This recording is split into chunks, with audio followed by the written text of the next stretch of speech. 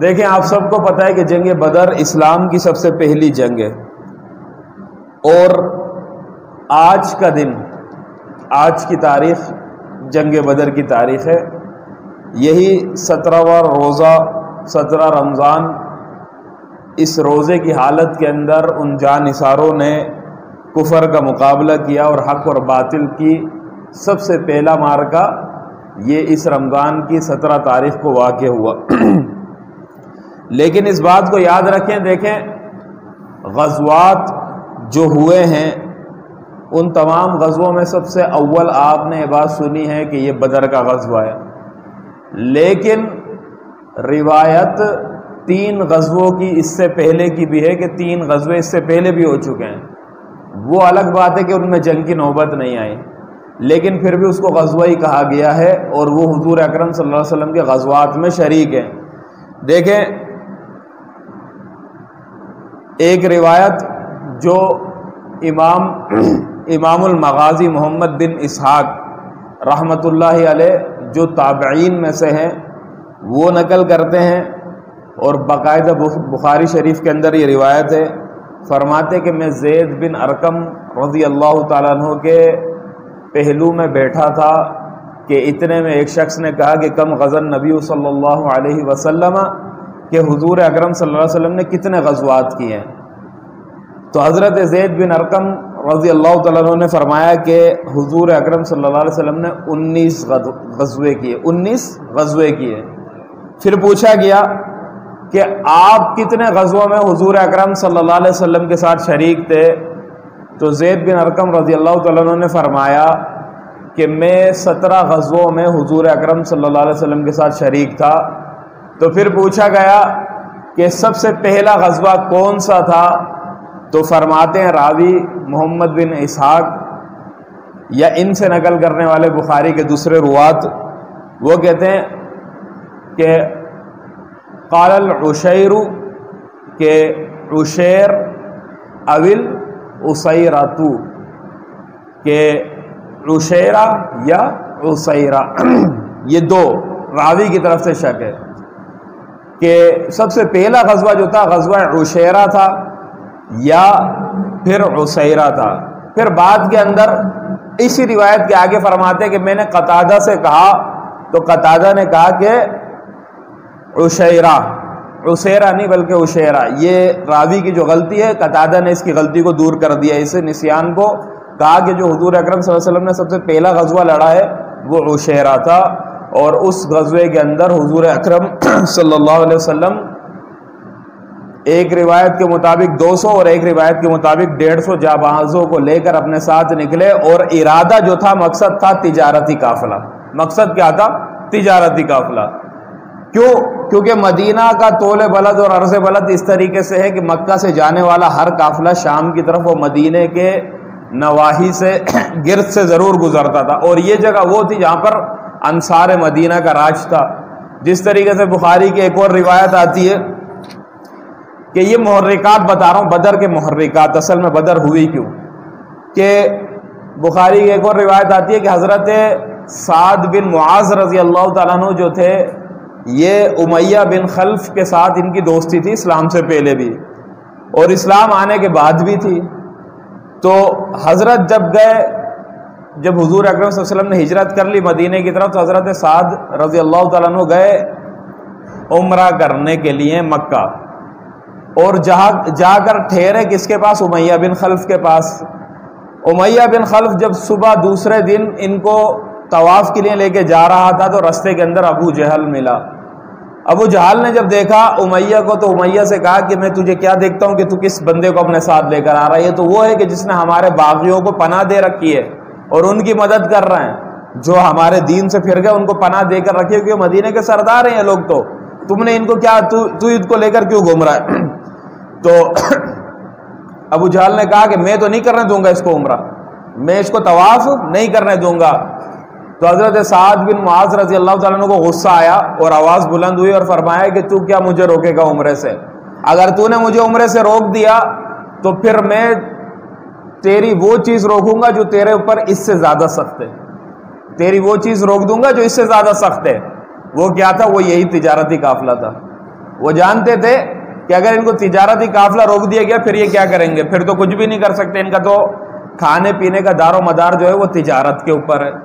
تو مسلمان صحابہ کرام تھے وہ لوگ، تو وہ اپنی طاقت کو سمجھتے تھے، ان نے اپنی طاقت کو سمجھا تو کس طریقے سے دیکھے، جب یہ جملہ کہا تو ابو جہل ڈھیلا پڑ گیا کہ یار ادھر تو کام خراب ہو جائے گا۔ بھی یہی نہیں، اسی طرح دیکھیں مسلمانوں کو اپنی طاقت کو سمجھنا چاہیے۔ آپ لوگ اس بات کو جانتے ہوں گے کسی وقت کے اندر جو مسلمان ملکوں کا اتحاد بن رہا تھا، کچھ مسلمان حکمران کے واقعی میں جن کے دل کے اندر درد تھا امت مسلمہ کے لیے، حقیقتاً صحیح غلطیاں ہر انسان سے ہوتی ہیں، لیکن کچھ نہ کچھ درد ان کے دلوں کے اندر تھا، جو OIC بنا رہے تھے کہ جو تمام مسلمان ممالکوں کا ایک اتحاد تھا، جس کے اندر مسلمان ممالک، اس کا مقصد یہ تھا بننے کا کہ اگر پوری دنیا کے اندر کہیں بھی کسی مسلمان ملک پر ظلم ہوگا تو سب مل کر بدلہ لیں گے۔ اور کوئی 55 ملکوں کا یا پتہ نہیں اتنے ملکوں کا اتحاد تھا وہ، تو اس کے اتحاد کے جو بڑے روئے رواں تھے اس میں وہ شاہ فیصل اور ہمارے مرحوم بھٹو، ذوالفقار علی بھٹو، اللہ تبارک و تعالیٰ ان کی مغفرت کرے، ہاں، تو ان کے بارے میں مشہور ہے کہ جب یہ گئے ادھر شاہ فیصل سے ملنے کے لیے، اور عرب کے اس جگہ پر جہاں پر ان کی وہ مشینریاں لگی ہوئی تھی، جہاں زمین سے آئل نکل رہا ہے، اور وہ امریکہ اور پتہ نہیں کدھر ادھر جو وہ لے رہی ہیں کمپنیاں، تو وہاں پر یہ سروے کروانے جب اس کو لے کر گیا شاہ فیصل، تو ذوالفقار علی بھٹو نے کہا وہاں پر جا کر مشینری کے پاس کھڑے ہو کر، جہاں پر مین وہ لگا ہوا ہوتا ہے،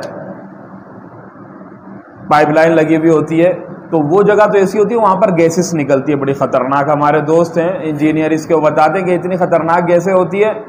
کہ انسان سونگے تو مر جائے، اور وہ اتنی جلدی آگ پکڑ لیتی ہے۔ خیر ادھر بڑا احتیاط کرنا پڑتا ہے۔ تو وہ وہاں پر کھڑے ہو کر بھٹو نے کہا کہ میں جو ہوں یہاں پر سگار پیوں گا۔ کیا پیوں گا؟ سگار۔ اب اس کا دماغ کچھ اور کام کر رہا تھا، بظاہر دیکھنے والا بولے گا کہ یہ سگار پینا چاہ رہا ہے ادھر۔ خیر ان نے کہا کہ یار اس کی بھی بات کو نہیں ٹھکرا سکتے، کیونکہ اتنے بڑے ملک کا کیا ہے، وزیر اعظم ہے۔ خیر اس نے حکم دیا، آرڈر دیا پیچھے کے جو ہے نا ساری مشینری، ریفائنری سب کچھ بند کر دو، فی الحال 5 منٹ تک اتنے تک بند رہے گا۔ خیر بھٹو نے جب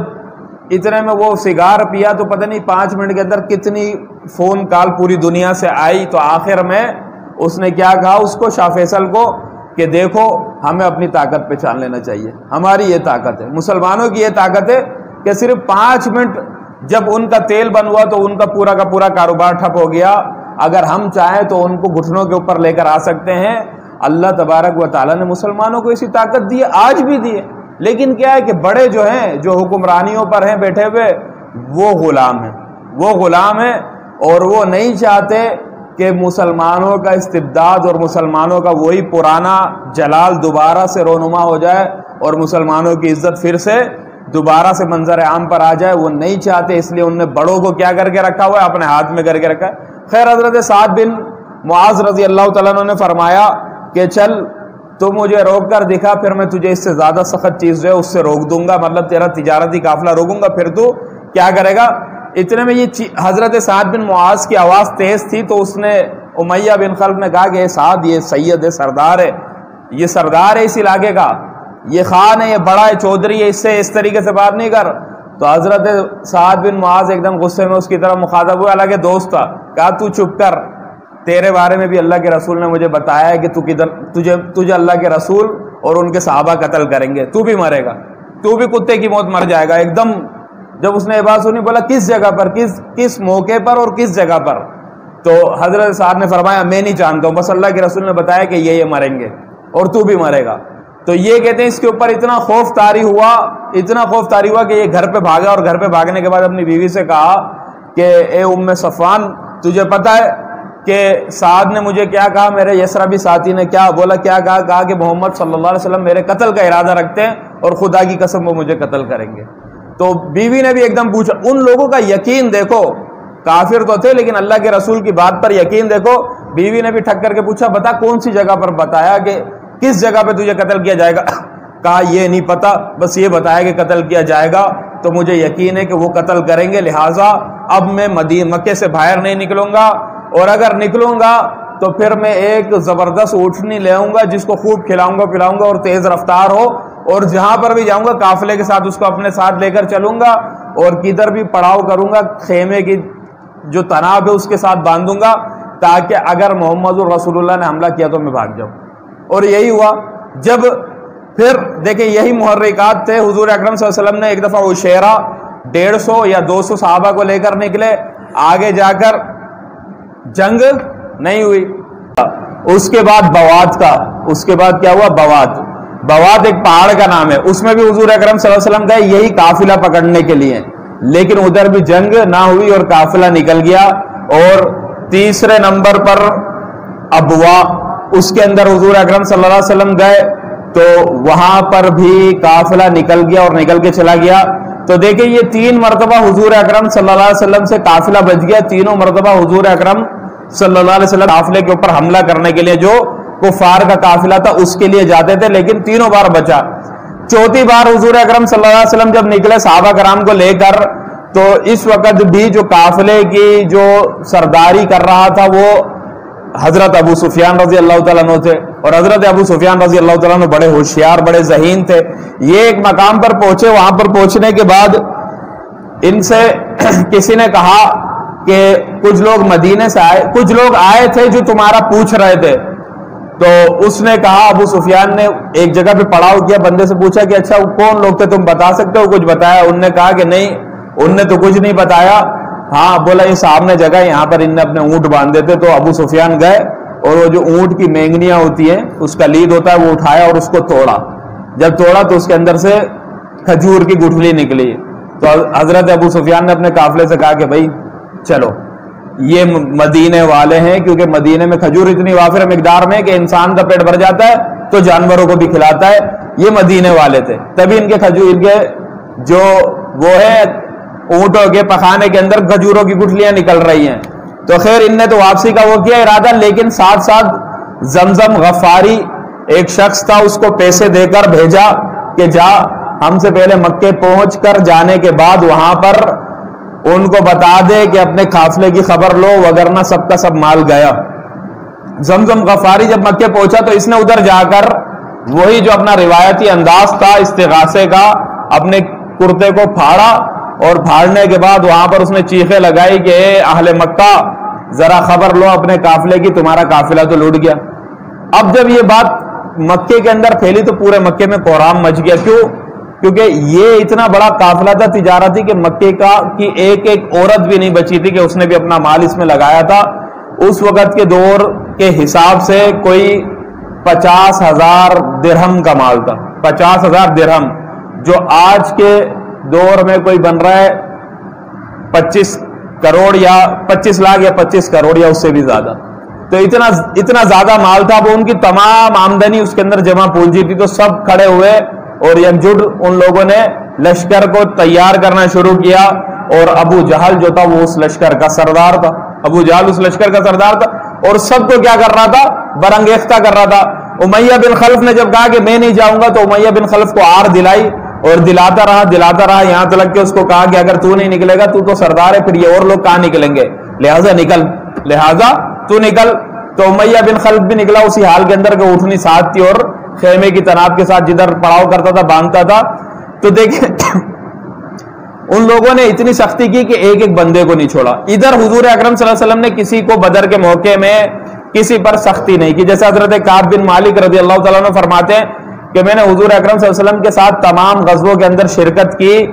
لیکن 2 غزووں میں نہیں کی، بدر کے اندر اور تبوک کے اندر۔ تبوک والا وہی واقعہ جو آپ نے سنا ہے، جو پھر توبہ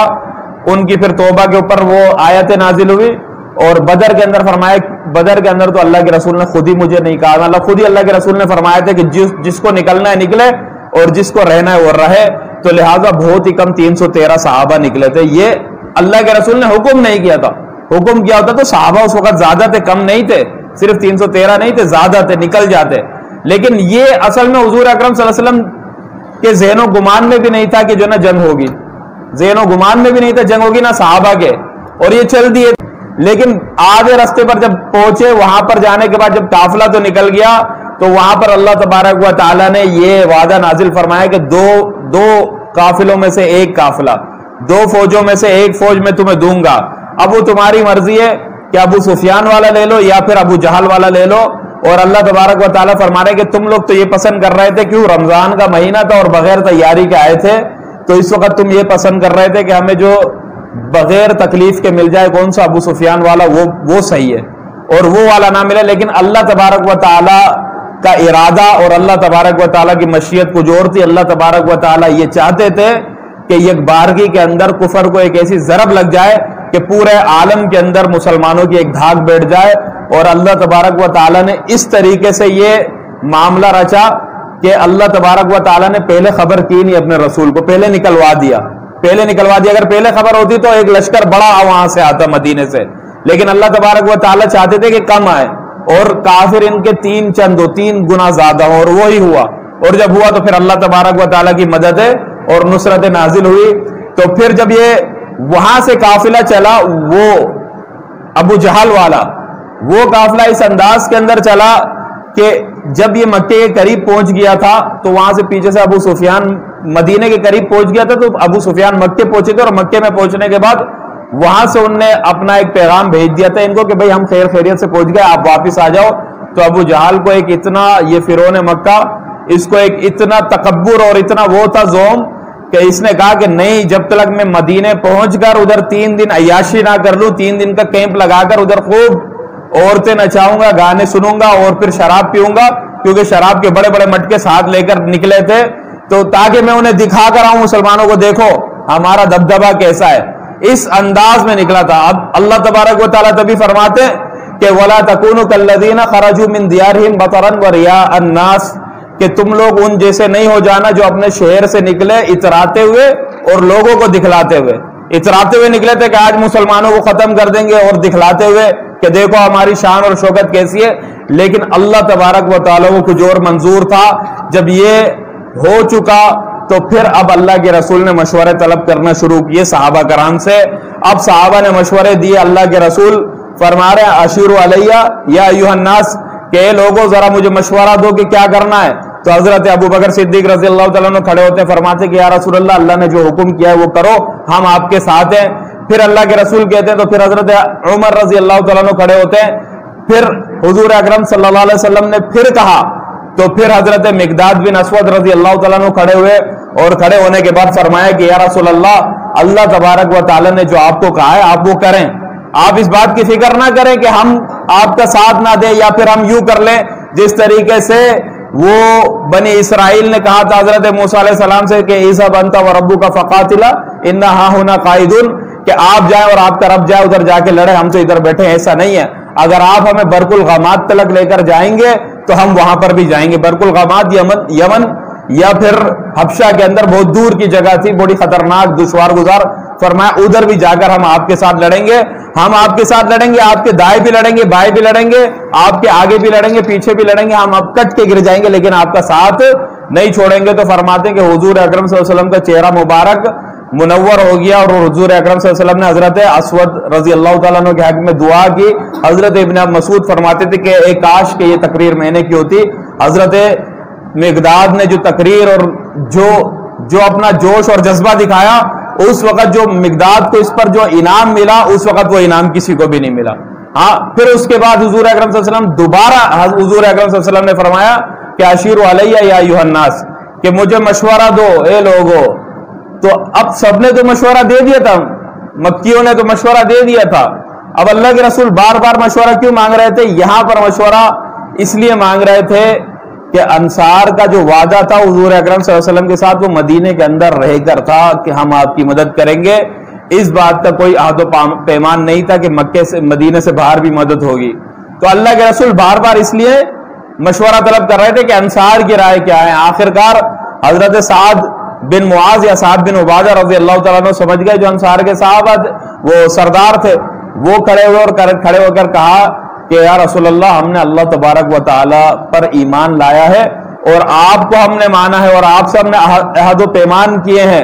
ہم ہر حال میں آپ کے ساتھ مدد کریں گے، ہم صرف مدینے کے اندر ہی آپ کی مدد کے پابند نہیں ہیں، کیونکہ آپ ہمارے رسول ہیں، آپ جو حکم کریں گے، جو اللہ نے آپ سے کہا ہے وہ ہم کریں گے۔ اگر آپ یہ کہیں کہ ہم समंदर के अंदर कूद जाए तो हम समंदर में भी कूद जाएंगे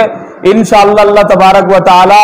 हमसे आपको वो दिखाएगा जिससे आपकी आंखें ठंडी होंगी। तो जब तमाम सहाबा ने ये तकरीरात की तो अल्लाह के रसूल का चेहरा रोशन हुआ। तो अल्लाह के रसूल ने फिर खुशखबरी सुनाई कि अब मैं तुम्हें बताता हूं कि अल्लाह तबारक व ताला ने बशारत की खुशखबरी मुझे पहले से ही दे दी थी, लेकिन मैं तुमसे पूछना चाहता था कि तुम्हारे जज्बात क्या है। अल्लाह ने मुझसे ये वादा किया है कि 2 लश्करों में से 1 लश्कर मुझे मिलेगा, और अल्लाह तबारक व ताला ने तो मुझे